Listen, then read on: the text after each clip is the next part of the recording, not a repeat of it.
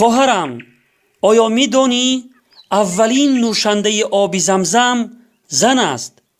اولین سعی کننده بین کوه صفا و مروه زن است.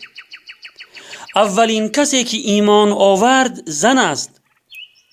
اولین شهید راه اسلام زن است.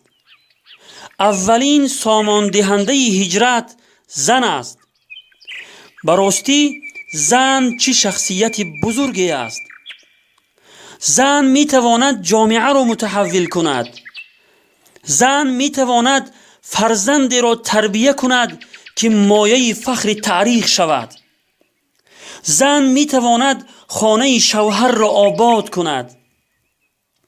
زن می تواند در پیشگاه الله از 100 مرد هم بهتر باشد. زن در جامعه نقشی خیلی باسزایی دارد. خواهرم، خود را دست کم نگیر. تو می توانی مادر و همسری بهترین باشی. تو می توانی دختر و خواهری بهترین باشی. تو می توانی معلمه و تربیتگری بهترین باشی.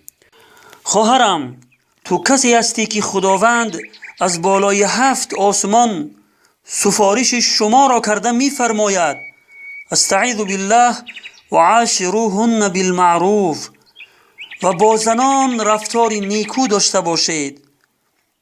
خواهرم، این را فراموش نکن که این همه فضیلت ها و بزرگی را با بی‌حجابی و نماز نخواندن، با صحبت کردن با مردان بیگانه و با وقت گذرانی در شبکه های اجتماعی، با کارهای حرام و نافرمانی از فرموده های خدا و پیامبر صلی الله علیه و سلم هرگیز به دست نمی آری. دنیا خیلی زودگذر و جای امتحان است. پس کار نکن که با این دنیای زودگذر و پیروی از خواهشات خود جنت همیشگی و جاودانی را از دست بدهی.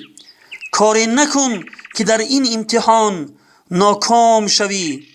والسلام علی من اتبع الهدى. اسیر ظاهر و رنگ و هوایی، گمان کردی که خوشبختی همین است.